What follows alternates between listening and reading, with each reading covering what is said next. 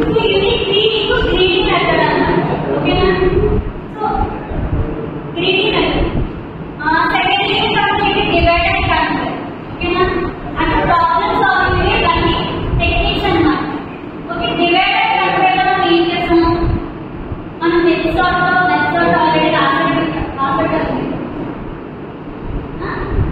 Method నార్మల్గా divide and Kanwar అంటే ఏంటి?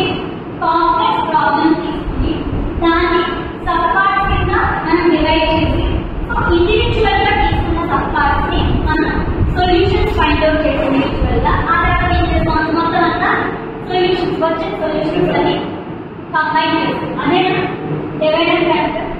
సో డివైడ్ అండ్ కన్వర్ లాగే ఇంకొక స్ట్రాటజీ అన్నమాట గ్రీడింగ్ మెథడ్. ఓకేనా?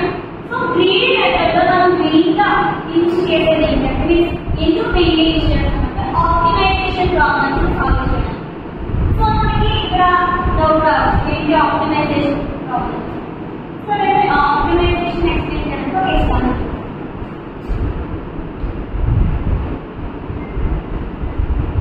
ఫర్ సపోజ్ నేను ప్రాబ్లమ్ తీసుకుంటాను. ఓకేనా?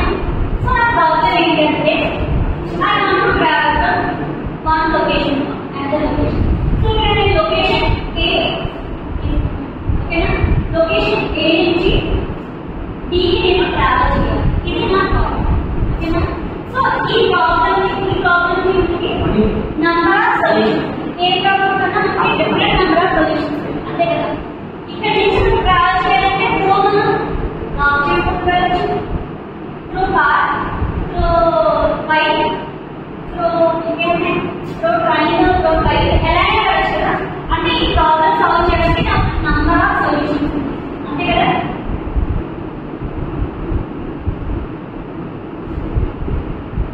ఓకే, సో ఈ నంబర్ ఆఫ్ సొల్యూషన్స్ లో మనం ఫీజిబుల్ సొల్యూషన్స్ సెలెక్ట్ చేసుకోవాలి. ఓకేనా?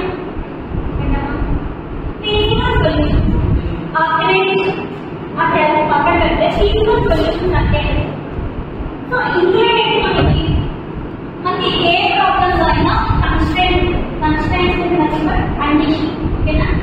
సో ఏ లొకేషన్ నుంచి బి అనే లొకేషన్ కి రీచ్ అవ్వడానికి మనకి ఒక కన్స్ట్రెంట్ ఇస్తారు. For suppose B